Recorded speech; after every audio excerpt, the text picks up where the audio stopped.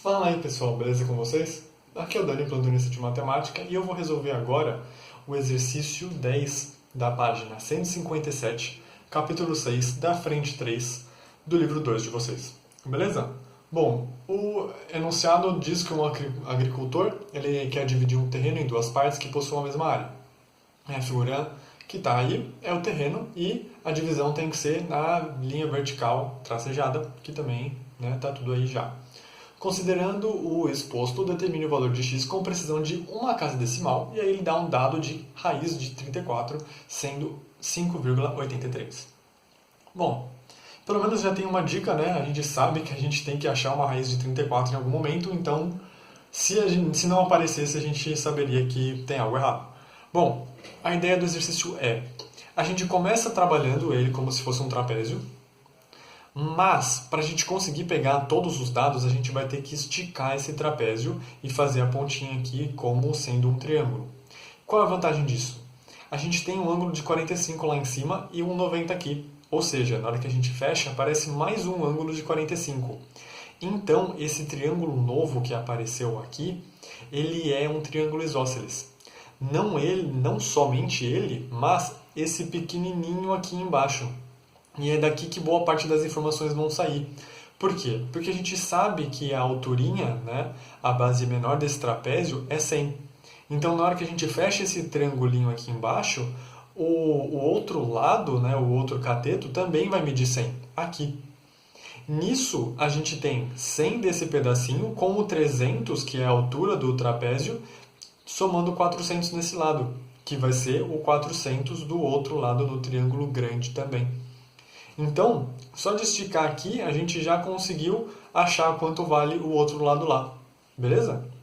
E agora, para a gente poder calcular a área do que a gente quer, a gente precisa dessa altura desse tracejado. Que também, novamente, porque como a gente vai usar esse tracejado, a gente vai ter esse triângulo que é isósceles novamente e o 100 com o x aqui é o lado desse triângulo, que vai ser o mesmo lado aqui em cima, que é o tracejado que a gente precisava saber a medida para calcular a área do trapézio. Então vamos lá. A área grande é base menor, que é o 100 aqui, mais base maior, que é o 400 para cá, vezes a altura, o 300, dividido por 2. Eu já peguei a área toda e dividi por 2 mais uma vez, porque eu quero metade dela para cada pedaço, certo? Um desses pedaços é o 100, base menor aqui, mais 100 mais x, que é a base maior, que é o segmento tracejado, vezes a altura, que é o x daqui, dividido por 2 por causa da fórmula.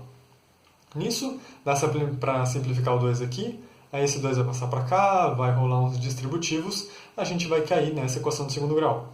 X ao quadrado mais 200x menos 75.000 igual a zero. Daqui que aparece o delta sendo 340.000, que na hora de tirar a raiz, o 100.000 a gente consegue, o 1.000, desculpa, a gente põe para fora, né? Coloca multiplicando 34, e aí a raiz do 1.000 é 100, e a raiz do 34 aparece aqui para a gente substituir. E aí, como ela é 5,83 multiplicado por 100, fica 583. Então, a informação da raiz apareceu como deveria, né? Como a gente queria muito que acontecesse. Nisso, basicamente, a gente só vai continuar o Bhaskara, certo? Para achar o x, que aí temos um valor negativo que não interessa, e o valor positivo, que é o 191,5. Então, a gente está com a precisão de uma casa decimal, como o exercício queria. Tudo bem? Então, a ideia, basicamente, né, só resumindo, era completar esse triângulozinho aqui no canto, e aí jogar a informação do 100 para cá, e aí do 100 com os restos que a gente já sabia daqui de baixo, jogar para cima, né, para esses segmentos em pé, e aí a gente consegue calcular tudo. Beleza? Bom, o exercício fica por aqui, eu espero que tenha ficado claro para vocês, e até os próximos.